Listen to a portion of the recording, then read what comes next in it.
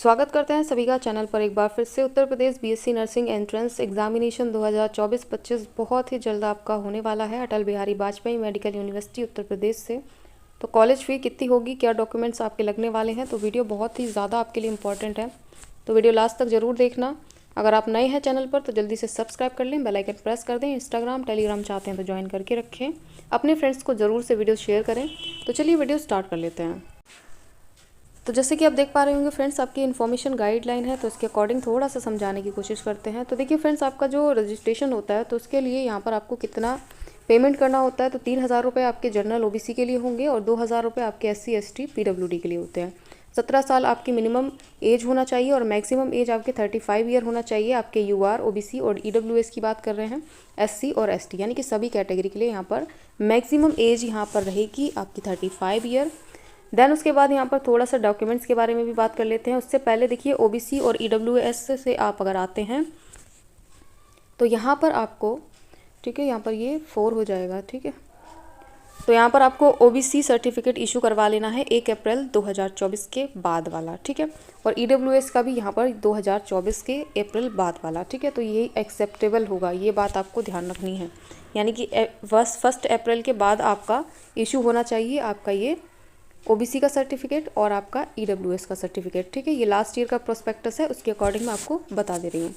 Then यहाँ पर देखिए फ्रेंड्स, आपका चलिए डॉक्यूमेंट्स के बारे में बात कर लेते हैं। तो जब आप रजिस्ट्रेशन कराएंगे तो कौन सी वेबसाइट पर जाकर आपको करा लेना है रजिस्ट्रेशन, अपनी ऑफिशियल वेबसाइट पर जाकर कराना है, ठीक है। इसको आप कॉमन एंट्रेंस टेस्ट पर जाकर के लिंक होगा, वहाँ जाकर के आपको इसको सबमिट करना होता है अपने फॉर्म को, ठीक है।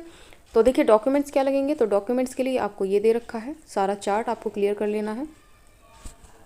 जैसे आपका फर्स्ट नेम क्या है, आपका मिडिल नेम, लास्ट नेम, जो कि आपकी यहाँ पर हाई स्कूल की मार्कशीट में दिया हुआ होना चाहिए, ठीक है। यानी कि जो सेम आपने नेम हाई स्कूल की मार्कशीट में दिया है वही नेम आपका फॉर्म फिलअप करते हुए भी होना चाहिए, क्योंकि अगर वेरिफिकेशन में कोई भी इशू आता है तो फॉर्म रिजेक्ट होने के पूरे चांस होते हैं।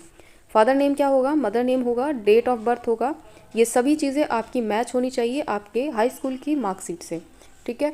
उसके बाद यहाँ पर एज आपकी जो भी है 17 साल है, 18 साल है, जो भी आपकी एज है वो एज फिलअप करेंगे। जेंडर, आप जिस जेंडर से बिलोंग करते हैं, मेल और आइदर यहाँ पर फीमेल है तो अपना, अगर मेल है तो मेल फिलअप करें, फीमेल है तो फीमेल फिलअप करें। उसके बाद यहाँ पर ईमेल एड्रेस और आपका मोबाइल नंबर, ठीक है। ये दो चीज़ें आपको मैं पहले ही बता देती हूँ फ्रेंड्स। ईमेल एड्रेस वो यूज़ करें जो इस टाइम पर आपके फ़ोन में रनिंग है, यानी कि चालू है, और आपका मोबाइल नंबर भी वही होना चाहिए जो फ़ोन में इस टाइम पर चालू है, क्योंकि जब अपना यहाँ रजिस्ट्रेशन हो जाएगा तो कोई भी यहाँ पर इन्फॉर्मेशन आएगी तो वो आपके SMS के थ्रू आएगी या फिर आपका ईमेल के थ्रू आएगी, ठीक है। ये आपको ध्यान रखना है। जब आपका रजिस्ट्रेशन हो जाएगा तो वो इन्फॉर्मेशन आपके ईमेल पर या फिर आपके SMS मोबाइल नंबर थ्रू आएगी, ठीक है। तो इस दोनों को ही आपको रनिंग है तो वही आपको फिलअप करना है। देन उसके बाद आपका प्लेस ऑफ बर्थ, जो भी आपका डोमिसाइल सर्टिफिकेट है वो आपको लगा लेना है। नेशनलिटी जो है आपकी लगा लेनी है। कैटेगरी, जिस भी कैटेगरी से बिलोंग करते हैं, अगर सब कैटेगरी में आते हैं तो वो आपको फिलअप करना है, ठीक है। तो ये आपको ध्यान रख लेना है। अब देखिए फ्रेंड्स, यहाँ पर फ़ीस की बात कर लेते हैं। तो फ़ीस के लिए आपको एक स्टेप समझना पड़ेगा। देखिए यहाँ पर सबसे पहले तो जब अगर आप एंट्रेंस पास आउट कर लेते हैं, तो मान लीजिए आपने एंट्रेंस दिया और एंट्रेंस के बाद आप क्वालिफाइड फॉर काउंसलिंग है और आपने काउंसलिंग कराई, राउंड फर्स्ट की काउंसलिंग आपने कराई, इसमें आपको एक सीट मिली जो कि आपने एक्सेप्ट की। एक्सेप्ट करने के बाद में आपको करना क्या है कि आपको 40,000 का पेमेंट करना होता है, ठीक है। ये 40,000 का पेमेंट आपका करना होता है आपकी सीट कन्फर्मेशन के लिए, ठीक है। यानी कि आपको अब एडमिशन लेना है जा करके। उससे पहले जब आप रजिस्ट्रेशन करवाते हैं अपने काउंसलिंग के लिए तो आपकी सिक्योरिटी फ़ीस सबमिट होती है 5K, 5,000 रुपये का सबमिशन होता है और 500 रुपये आपके यहाँ पर रजिस्ट्रेशन फॉर काउंसलिंग के लिए लगते हैं। ये आपको समझना है। तो चलिए वो भी थोड़ा सा आपको समझा देते हैं तो आपको ज़्यादा बेटर समझ में आएगा। तो देखिए स्क्रीन पर यहाँ पर साफ साफ आपको बताया हुआ है, जब आप यहाँ पर कोई भी सबमिशन करते हैं आपके फ़ीस का, तो ये आपका देखिए काउंसलिंग रजिस्ट्रेशन फ़ी है जो कि नॉन रिफंडेबल होती है, ध्यान रखें, इसको रिफ़ंड नहीं किया जाता, जो कि 500 रुपये है। और 5,000 रुपये आपकी काउंसलिंग सिक्योरिटी फ़ी सबमिट होती है, बट आपकी ये रिफंडेबल होती है, ठीक है। ये आपको ध्यान रख लेना है। उसके बाद जब आप यहाँ पर एक्सेप्ट कर लेते हैं, एक्सेप्ट करने के बाद में तो आपको मान लीजिए कोई सीट मिली और आपने एक्सेप्ट कर लिया। एक्सेप्ट करने के बाद आपको यहाँ पर सीट कन्फर्मेशन फ़ी सबमिट करनी होती है, 40,000 रुपये का पेमेंट करना होता है आपकी ऑफिशियल वेबसाइट के जो लिंक दे रखा है पेमेंट का, उसी पर जा करके, ठीक है। तो यहाँ पर आपको रिसिप्ट जो होगी अपनी वो भी निकलवा लेनी है, उसको भी आपको ध्यान रखना है। तो ये जो इन्फॉर्मेशन है वो सारी मैं आपको तभी आपके साथ में शेयर करती रहूँगी। जब यहाँ पर आपकी काउंसलिंग होगी, आपको सीट मिलेगी, तो ये सारी चीज़ें मैं आपको साथ साथ ही क्लियर करती हुई चलूँगी, कैसे कैसे क्या क्या आपको कर लेना है। तो ये आपका यहाँ पर जब आप एडमिशन करवाने जाएंगे तो उसके लिए आपको ये डॉक्यूमेंट्स की ज़रूरत पड़ने वाली है, जैसे प्रोविजनल सीट अलॉटमेंट लेटर, जो आपको सीट अलॉट हुई है तो वो सीट अलॉटमेंट लेटर आपको लेकर के जाना है। 5 पासपोर्ट साइज़ कलर्ड फोटोग्राफ्स आपको लेके जानी है विद वाइट बैकग्राउंड के साथ में। और आपने जो 40,000 का पेमेंट किया था, उसकी फ़ीस की जो रिसिप्ट होगी वो भी आपको लेकर के जानी है, ठीक है। यानी कि आपको रिसिप्ट भी निकलवानी होगी, जैसे मैंने आपको पहले अभी बताया। उसके बाद यहाँ पर देखिए आईडी प्रूफ होगा आपका, आधार कार्ड हो, वोटर आईडी कार्ड हो, ड्राइविंग लाइसेंस हो, और ज़्यादातर आपको आधार कार्ड ही लेकर के जाना है, ठीक है। कोई अदर डॉक्यूमेंट ले जाने की ज़रूरत ही नहीं है, सिर्फ आप आधार कार्ड ले जाइए, उसके लिए कोई दिक्कत नहीं है।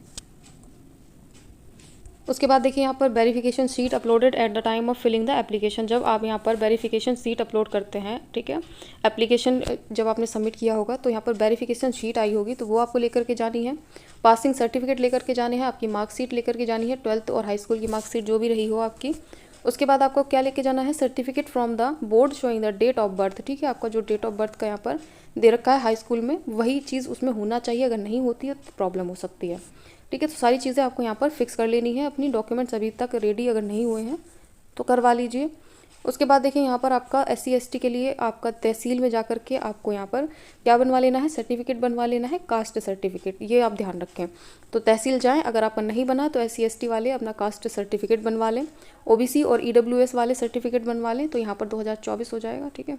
तो 1 अप्रैल 2024 के बाद का जो इशू हुआ है वो आपका यहाँ पर लगने वाला है, ठीक है। तो 1 अप्रैल आए, उसके बाद ही फॉर्म आएंगे, अप्रैल में ही फॉर्म आते हैं, ठीक है। लगभग यहाँ पर 8-10 अप्रैल के बाद आ जाता है आराम से, क्योंकि लास्ट ईयर अप्रैल में ही फॉर्म आया था, 15 अप्रैल से आपके एप्लीकेशन स्टार्ट हुए थे, तो इतना ही टाइम के बाद आपका फॉर्म आता है। तो अभी अगर नहीं हुआ है तो अभी अप्लाई करने के लिए डाल दें फॉर्म, तो तब तक आपका फिलअप हो जाएगा और आपका इशू हो जाएगा, कोई दिक्कत नहीं आएगी, ठीक है।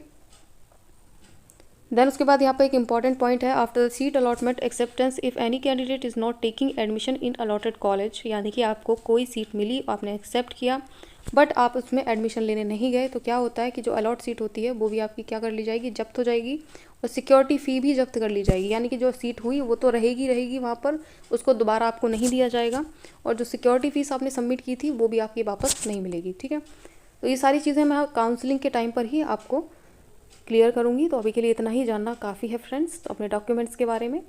तो अभी के लिए फ्रेंड्स इतना ही। काउंसलिंग के टाइम पर आपको सारी चीज़ें इन्फॉर्म करते रहेंगे, आपके साथ में बने रहेंगे। तो अभी आप वीडियो लाइक कर दीजिए, चैनल को सब्सक्राइब कर लें, बेल आइकन प्रेस कर दें, अपने फ्रेंड्स को भी वीडियो ज़रूर से शेयर करें। So thanks for watching dear friends.